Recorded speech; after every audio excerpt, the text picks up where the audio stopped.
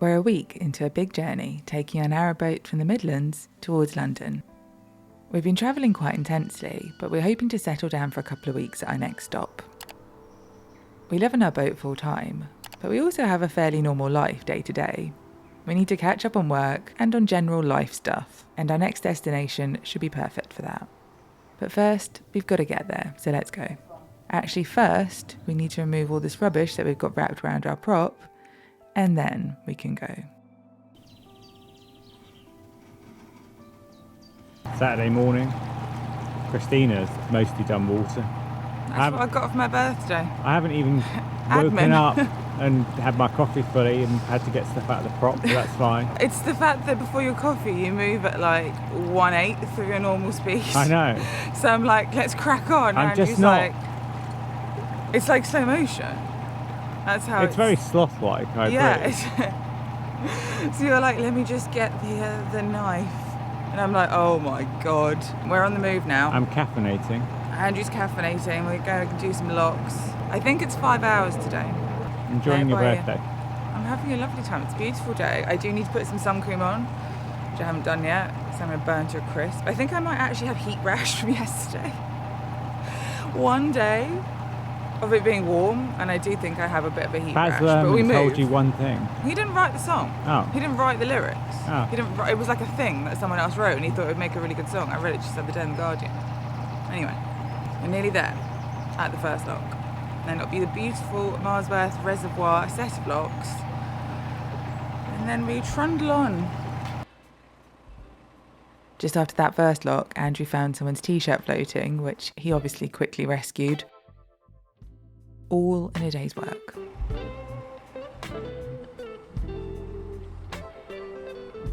This area is so pretty. We'd usually stay here much longer, but we're on a bit of a mission to get to Berkhamsted today.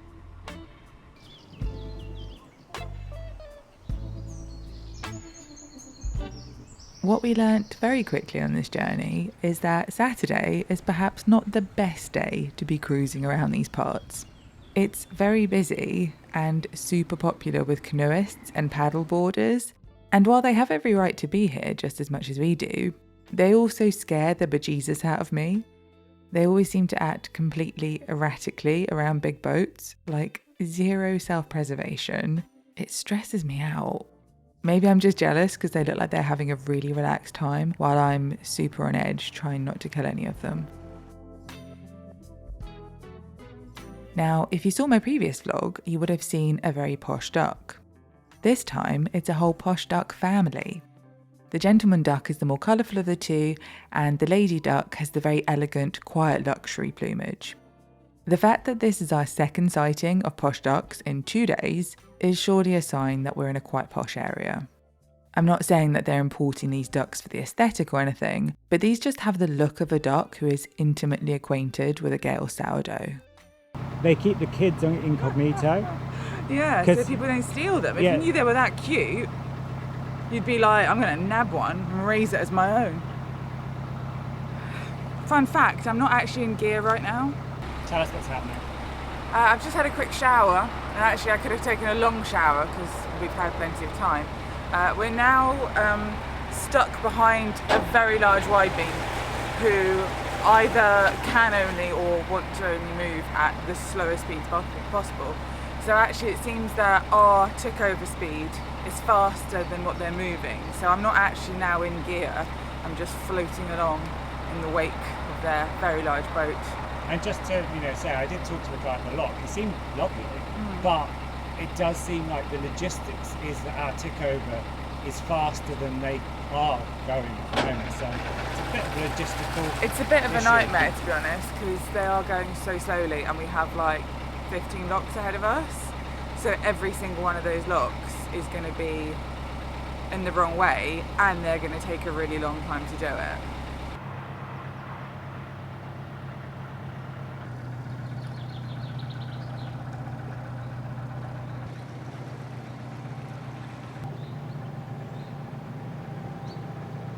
Would you say you feel like a slow Joe? I do feel like a slow Joe.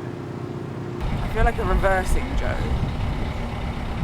It's really interesting because we've never been behind a wide before. just how slow. Maybe this isn't how all wide beams are. We have spoken to a gentleman before who was saying he has to go very, very slowly because he otherwise would pull out every single pin of every boat he goes by, because obviously the large boats displace so much water.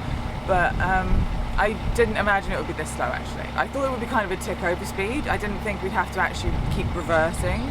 Like it's wild. We go forward a tiny bit and then we reverse and then if back. they go through a difficult bridge or something, yeah, then we have to reverse if we catch along up the stretch where there was boats both sides, and before that there was just a bridge. They were literally like, I think I could have pulled a boat faster than that, like on a rope. I think we've learnt a lesson. I've learnt a lesson because in the week moving was blissful. Yes, weekends aren't really it. Yeah, so we've sort of messed up by choosing to move on a Saturday. Yeah. Because if we'd moved on a weekday when we were more flexible, we probably would have been completely fine. Yeah, we'll do that next time. Yeah. Do like a midweek move when other people are busy.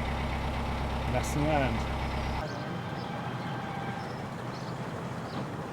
Because the boat in front is quite sort of glacially slow, I'm going to stop here for a minute and clean the boat. It's a beautifully powerful hose here too. With that hat and the walkie-talkie, you look like your security.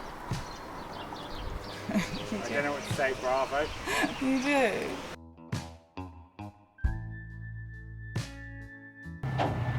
Okay, so we're on the move again. We rejoin you an hour and 10 minutes later. I've washed the boat, you see it's sparkling, and now they've got a head start of an hour and 10 minutes, so surely we won't catch up with them. I put a pasta bake in the oven that hopefully we'll be able to eat between locks, because I'm also now hungry. And I mean, again, I just want to emphasise, I'm not trying to drag them on. We're not haters. Yeah, but it did change our plans a bit, but that's boating. It only added like 2 hours to our journey, it's fine. I think after the speed we did yesterday, it felt like we'd sort of hit a bit of a, you know, a stall, but that's fine. Yeah, it's fine. I also I did want to point out that in a previous vlog we were dragging someone for being right behind us and making us feel like they were, you know, tailing us because they were going really fast, and those people were going too fast. So I just want to make sure that everyone knows that the correct speed to go at is whatever I say it is. I actually love him. The cormorants are amazing. I mean, so badly designed. They go underwater. We saw one earlier dive in for a fish, but then they have to sit out there and dry their wings. So good. What a guy though, look at that. Oh mate, show us your wings. I want to see your wingspan, span.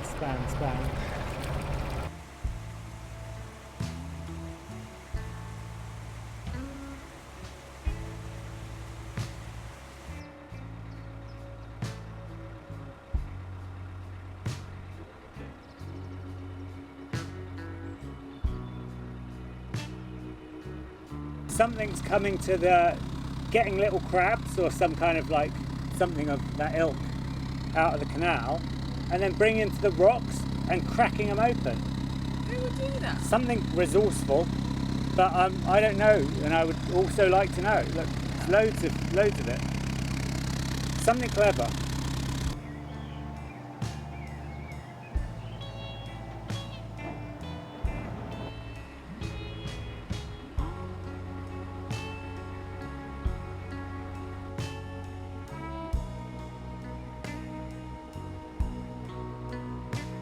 Once we gave the wide beam a bit of space, it was a much less frustrating journey. But also, I think I was actually just quite hangry, because once I had the pasta bake, I really chilled out about the whole thing. So sorry to the wide beam for slandering them and how slowly they were going. I maybe just needed a snack. The last 2-3 locks, we've switched roles. Christina's taken over because I'm too physically weak at this point to do more gates. Poor Andrea's tapped out due to exhaustion, but I'm raring to go.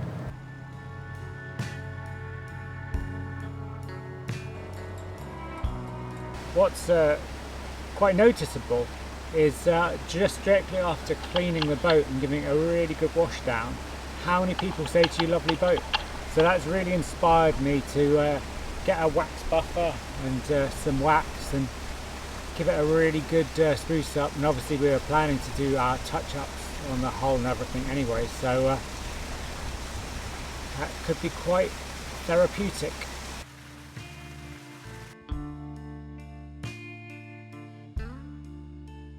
We're now potentially on the last lock. No way. It's possible. Look at that shiny roof. Looks beautiful. Entering Berkhamsted. It does look somewhat busy. We did not expect to see a free mooring on this stretch because it's the busiest and also the best bit. So we were definitely thinking we'd have to do a few more locks. But then, a miracle. Or rather, a very lovely couple of boaters. Fill us in on the situation. For continuity purposes, I did just change top. We've just got to Berkhamsted and we found a mooring, which was unbelievable. There was like one spot on this main stretch where all the best moorings are, and it was clearly too small for us, and I was like, oh no. But I could see that the boat behind had a bit of space behind them and they were in, so I thought, okay, let's just ask them if they didn't mind at all, but if they said no, it would have been fine. But I asked them if they would mind moving their boat, and they said they would, and they were really, really nice about it, which we massively appreciate. So they moved their boat back a bit, which made literally just enough for us to slide in, and Andrew did a very good job. Amount of space. It was exactly space for us. Probably centimetres, no joke. Yeah, probably one of the smallest spots we've ever been in, but we're in, and it's a 14-day mooring, which is amazing. So now we're going to go straight to Waitrose and buy those nice people some beer. We're going to buy them some beers, and we're going to buy me some special birthday treat. Exactly. Yeah, let's go. We were literally fender to fender, but we were in. Our very kind neighbours, Claire and Kris, also vlog their boating adventures, so you can find them on YouTube. You'll see I'm wearing my human people trainers. I only wear my human trainers when I'm in a city or town. And that's what we are. Human people. What in Black Mirror is this? A boat called Northern Lights? It's not seeding if it happens after. What a good dog. Poor dogs that has gone missing. There are so many posters. They're everywhere. Literally everywhere. We need to find... Piglet. Piglet. Find Piglet, for God's sake. Poor Piglet.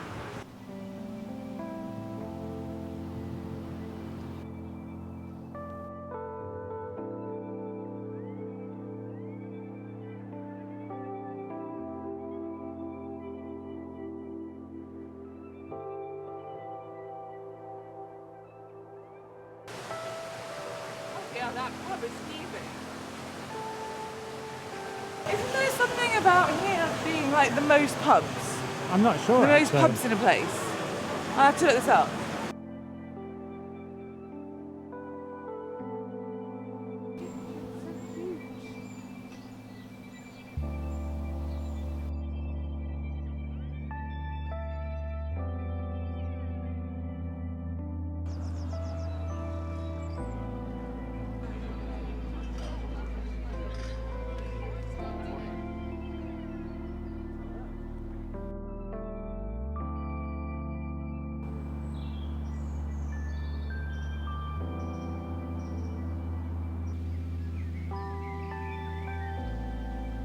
After we walked down the canal, we went to the shops and got some beers for our neighbours. And also, we've secured a huge sushi haul. A sushi feast, one might say. That looks really good.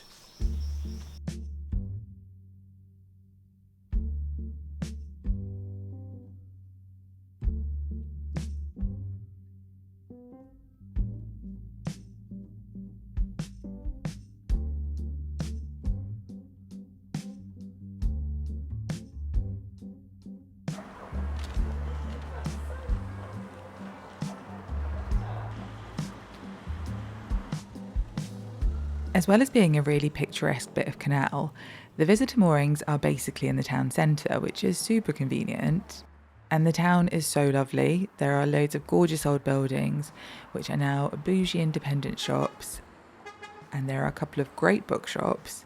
The Oxfam Books here is maybe the best one I've ever been to. It's so good. I always go in there and spend hours.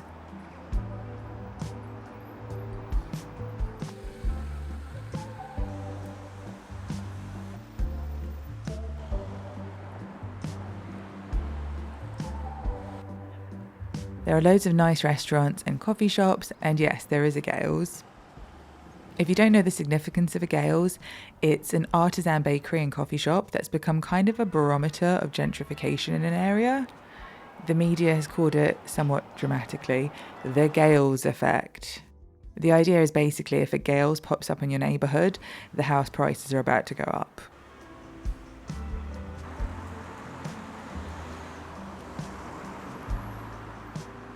Berkhamsted was already a super expensive place to live, so I don't think it was the bakery that clinched it. It's probably more to do with the location. As well as being beautiful, obviously, Berkhamsted is solidly in the London commuter belt, and a fast train to London will get you there in 30 minutes, which is one of the reasons that we also wanted to moor up here.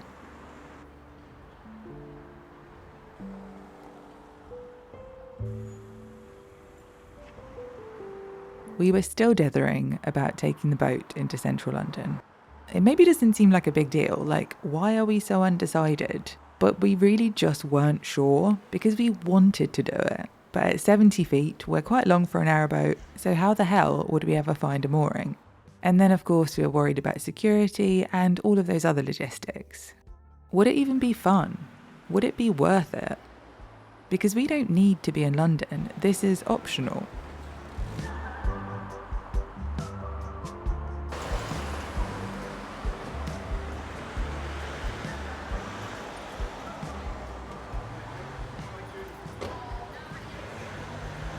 There was a gig we wanted to go to, so we got the train in and we thought it could be another opportunity for a recce of the canal. To help us finally decide, do we continue south and take the boat, our precious baby, to London?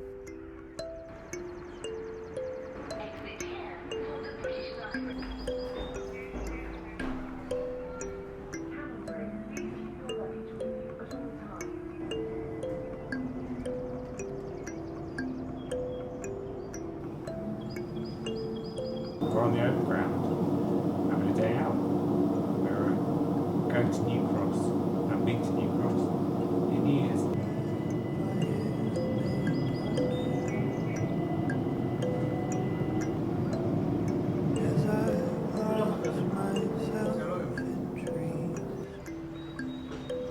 The gig we went to was a matinee, and not to be 100 years old, but it was actually great to do a daytime thing. We went for a pre-game iced coffee.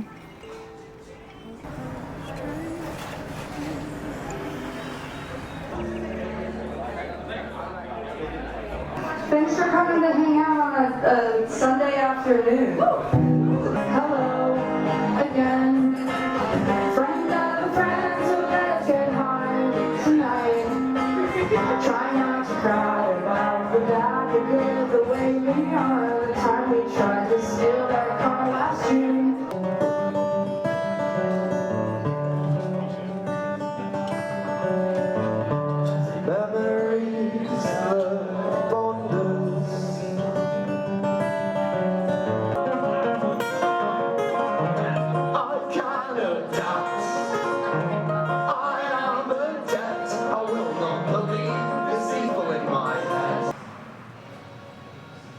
Afterwards, we got the tube to Limehouse, where the canal meets the Thames, and there's a big marina. Now, as I said, our boat is big for a narrowboat, but compared to some of the boats here, it's tiny. The idea of us being here with all of our stuff, with the cat, looking out of the hatch window, drinking my morning tea in my PJs, seemed completely absurd. But this is what's on the table here. We can do that. You see why the stakes are high. It's kind of terrifying, but it could be amazing.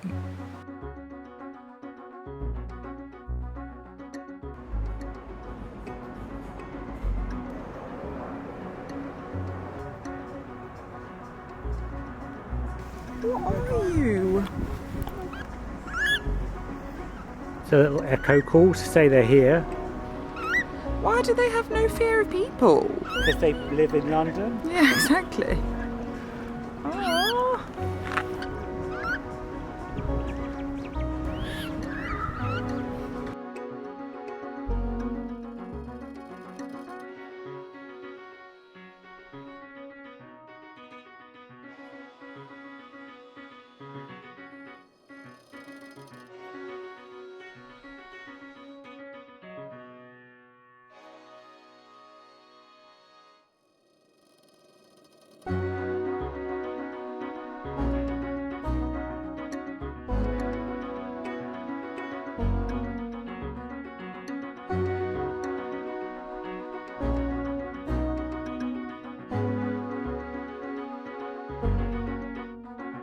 You can follow the canal all the way through London, so we walked along looking at the moorings and trying to get a feel for the vibe.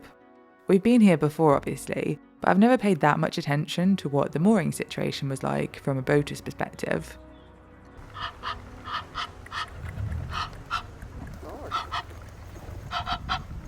It couldn't really be a much prettier day for it. It was hot, it was sunny, it was a Sunday.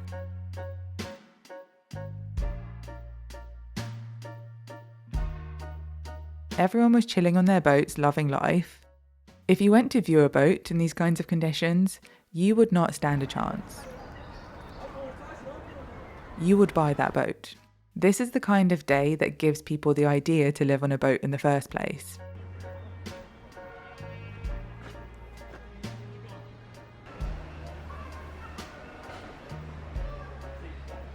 A world-renowned PR company could not orchestrate a more effective campaign for London boating than this day. So when we tried to put ourselves in this spot and say, this could be us, it seemed like quite a good idea. There is a way. It's like flowers through the concrete. That's ingenuity. And yes, the litter and the sirens and the graffiti and the worry about crime. That was all there, but it's London. That's always been part of the picture. After 18 months cruising rurally, I was so excited at the idea of being in a big city. I was actually getting a massive amount of FOMO about it, if I'm honest. Going to Oxford first made me realise it. Oxford wasn't enough. This was a FOMO of capital proportions. Don't get me wrong, I loved our time cruising rurally. I loved all the small towns and villages we got to experience, but after that time away, I'd forgotten all the things that made me exhausted and stressed out by London, and why we left in the first place. And it just felt like the next fun adventure. Just want to do a little fact, because I always like the facts on the boating vlogs. So those things used to be filled with olive oil until Brexit, and now they're just empty structures. What? Yeah, they used to keep olive oil in them. What, like recently? Yeah. You're lying.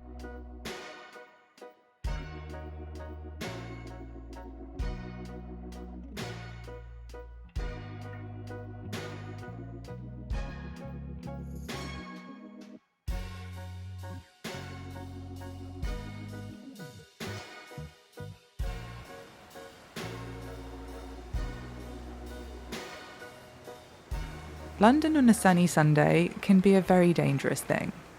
After a long winter, you may find yourself making all kinds of reckless decisions. Maybe we fell for the propaganda. But that's when we finally made the decision. We were going to carry on and bring the boat to London. We were going to do it.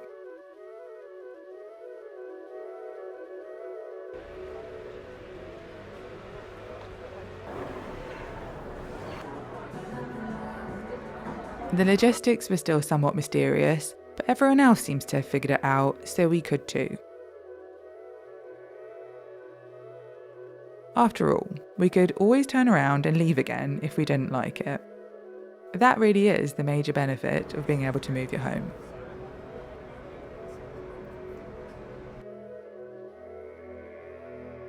Marston Green, Lee Hall, Stechford, Adderley Park, Birmingham New Street, Smethwick Rolfe Street, Smethwick Galton Bridge, Sandwell and Dudley, Tipton, Coseley. Hello, we're back here. Feels weird that we've been gone and come back here. Yeah, We've left our boat. Berkhamsted. Our boat's here for some reason. Do you like ever forget where our boat is? No, I don't really. No. People have asked that before, and I never forget where our boat is, but sometimes when I'm on the boat, I forget where we are. Oh yeah, completely. Like, you'll be inside your boat. And If you're you like, work for, like, if you're doing a lot of work, Yeah. and then you sort of, if you have don't to come go out and- for a couple of yeah, days. you're like, where the hell are we? And then you look out, and you're like, oh yeah. But yeah, I never forget where the boat is. That would be weird.